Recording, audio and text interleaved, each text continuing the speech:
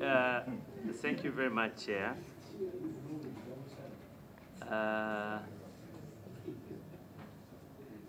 It is true, Mariam, the chairperson of the committee, we happen to have gone to law school at the same time. The commission, of course. And that side, I also see people who used to sit with me this side, and now I see them seated at the other side. So Simon here also, I've known him for years, even before he joined. To that extent, I don't know whether that's a conflict, but I think I've disclosed it. And having said that, I would like to remind the Commission that you were a creature of the 1995 Constitution. Before that, you didn't have a Human Rights Commission. And the reason why you were created by the Constituent Assembly are not very difficult to come by. Let me remind you that the preamble to this Constitution that created you stated thus: recalling our history, which has been characterized by political and constitutional instability, recognizing the struggles against forces of tyranny, oppression, and exploitation. And 3, and I need to emphasize this, committed to building a better future by establishing a socio-economic and political order through a popular and durable national constitution, which created you, based on principles of unity, peace, equality, democracy, freedom, social justice, and progress. It goes on and on. As you execute your duties, I want all of you to remind yourself of this preamble, of the Constitution that created you. This, coupled with your mission, and you state yourselves, the vision of the Human Rights Commission is a society that observes human rights. We envisage a society where human rights are respected, promoted, and upheld, and thus ensuring justice, inclusivity, and accountability for all. Do you always have that in mind when you're executing your duties? Are you satisfied yourself that your performance as a commission answers to these targets which the Constitution set you to achieve?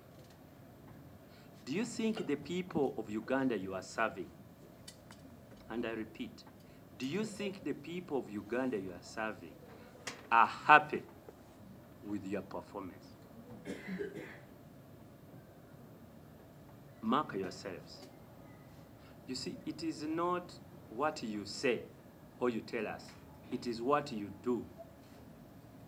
I repeat this. It's not what you say, what you claim to be, but what you actually do.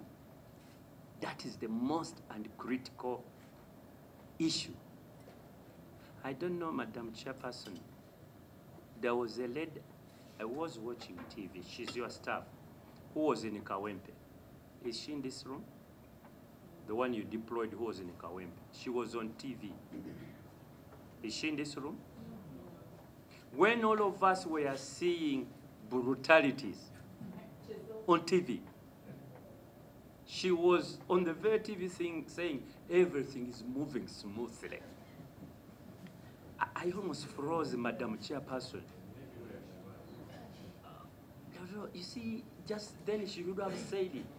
Everybody was like hiding in shame because of what was going on in Kawempe. And she was on TV saying, no, everything has moved on smoothly and so on. And by the way, what we observed as public in Kawempe was not only on the election day. It had been building up over some time. The people of Uganda expected at that time your voice.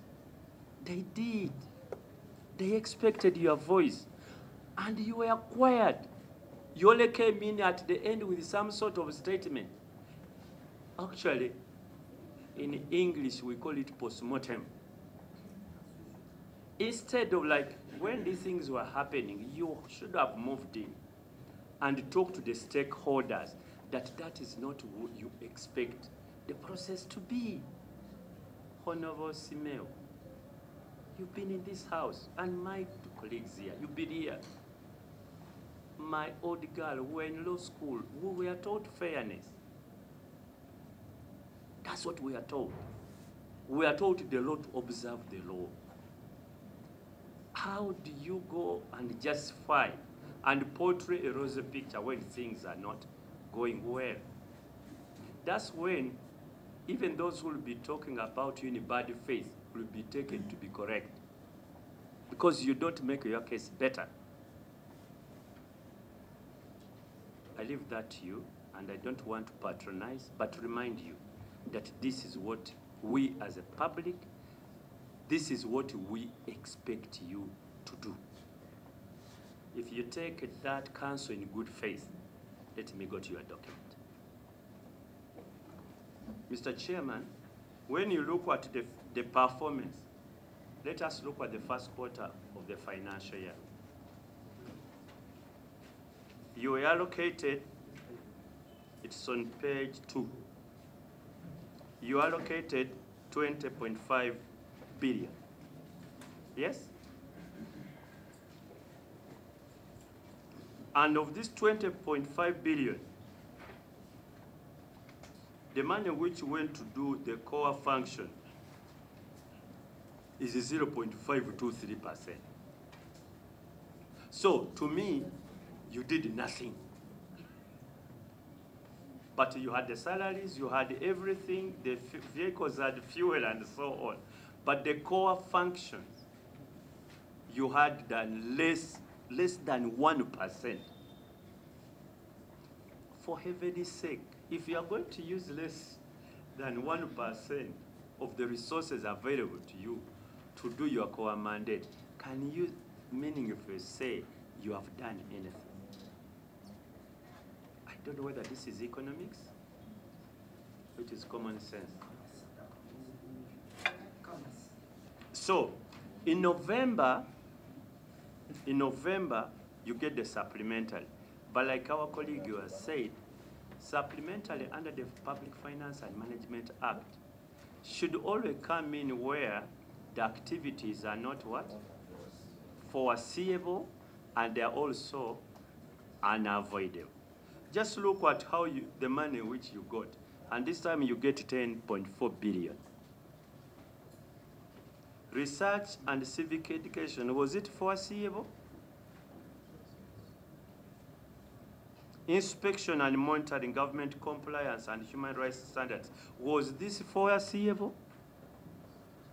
Complaints management, foreseeable? Retooling, salary enhancement, social security, none of this was not foreseeable. Actually, it was maybe an adjustment of their budget, but to attain to foreseeables. But even this foreseeable, Madam Chairperson, you get 10 billion.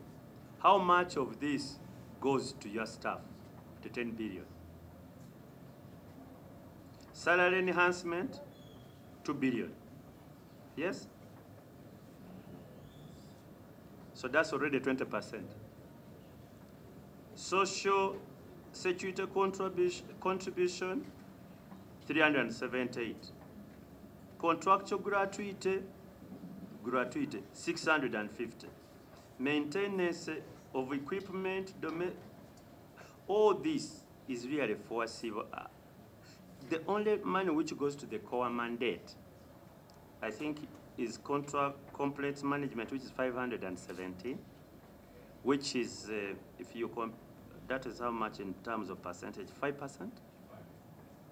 Because you have gotten 10.4 billion. And then the rest is inspection and monitoring compliance. Actually, inspection and monitoring compliance takes 910 million, which is 9%. And this one is if you are going to inspect, you are moving allowances for staff and so on. Really, it goes towards, it's a little bit of core, but not core. Then you go to research and civic education. I think, Mr. Chairman, we need to know more about this research and civic education. Let's pay research. How you've spent this money, we needed it in writing. Where's that? I don't know whether you're the accounting officer or you're the secretary. You are? Yes. We want the breakup of this. Because to me, when we avail for you resources, I want the majority of those resources to go to the core function of the commission. But if you are spending less than 20% to the core functions, then we created this Human Rights Commission for purposes of jobs, where we employ our people, sometimes like in the first quarter where you didn't have even a single penny to do your work. You sat in the offices. Because just imagine, of the 20 billion, you spent only, the core function is it how much? Did you spend even 500 million? 105 million. To the core function, 105 million. My brother, Honovo, Basaliza, Kano, Omudumizi. When he was here, we had a nickname for him. We used to call him Omudumizi. But that one wasn't a Kano then. Mudumizi as the army commander. So you can see that you not having enough resources to do your core function. And that makes you less potent, in my view. It makes you less competent. But for us to advocate for more resources, you must prove that you deserve them. I don't want to be advocating for more resources for purposes of people comfortable in the offices, when the performance, the observance of human rights is wanting in the country. Are we now proud that our country has moved a little bit, a step better in the observance of human rights? Or we are at the level we were before we created the Uganda Human Rights Commission?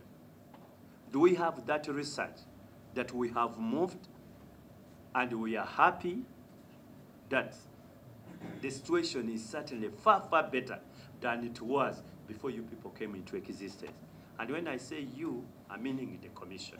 Some of you could be new, but I'm looking at the performance of the Uganda Human Rights Commission.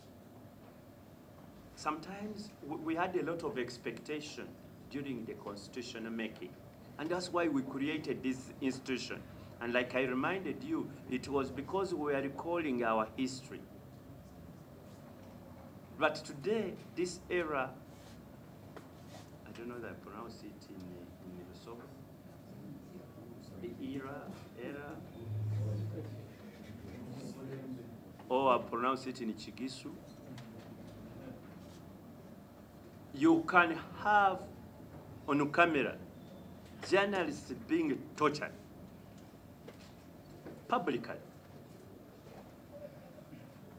Is this a situation which shows that we have moved on, or we are still sucked in the past, that this was an attempt in vain to create an institution to help us improve our human rights observance?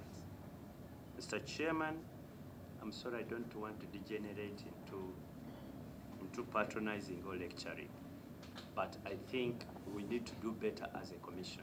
We certainly need to do better. And lastly, human rights funding should be for us as a country.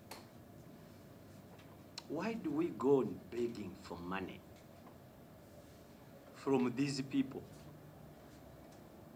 to fund our human rights institutions. Do you think it's the correct thing to do?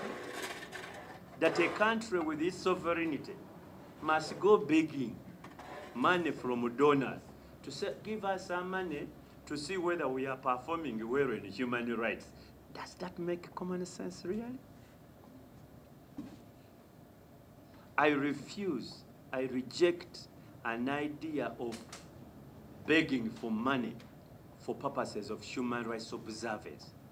Who commits these human rights violations? It is us. Against who? Ourselves. Whom do you want to fund that one? Foreigners. It doesn't make common sense to me. We need now to move away from begging for this sort of funds to do this sort of thing. That's why I'm a little bit excited by Trump. President Trump, I think, he wakes us up. You must wake up and look for own money to sort out our own mess. Because some of this is man-made. I must say, Mr. Chairman, some of this human rights violation is man-made. It's not a disaster. It's just human-made by us, which we can stop.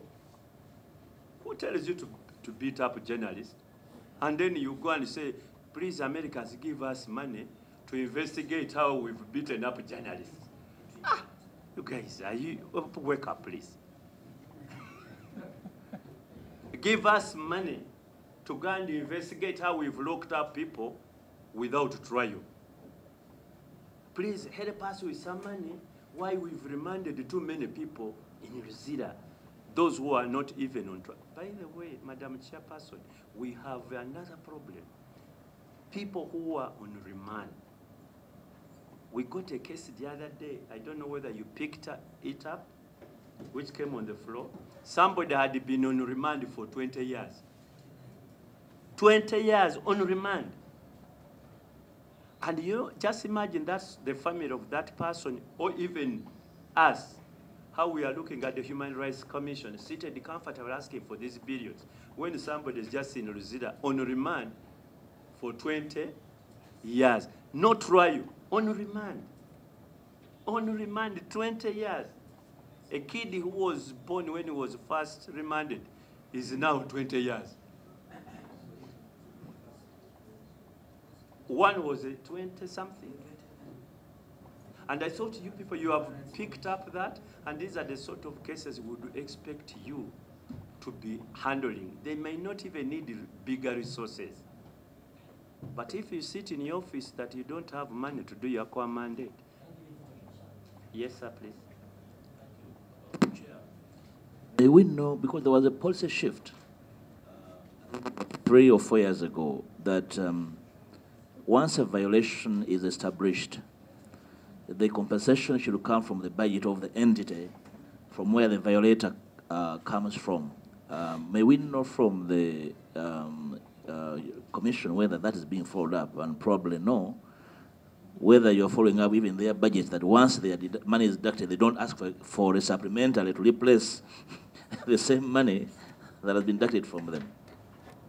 And that policy shift came from us here. Sorry for the interjection. Actually, one of the things reported is that one of the challenges they are facing is that the MDAs, which are violating the rights, are not paying the victims. So the policy shift should also be addressed along the same. Yeah, you see what used to happen? All this would go now to the Attorney General's chambers, Minister of Justice.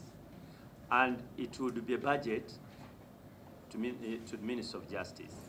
And we thought we need to know that the special accounting officers, if you are the ones committing these torts, or your department, your ministry, what we call MDG, should be able to pick the bills. If it's about Minister of Defense, let Minister of Defense pick the bill. If it's internal affairs, let Minister of Internal Affairs. Then it is possible to know which, I don't know whether when you're making your orders, you're aware about that, and these MDGs are the ones who should be paying. And then you give us the statistics, those MDGs that have paid and those who have not paid, their victims. then we can follow it up with those particular institutions and asking them why their staff are committing violations of human rights. We need more statistics on this because it helps us as a supervising committee to follow it up. Mr. Chairman, I thank you very much. Thank you so much.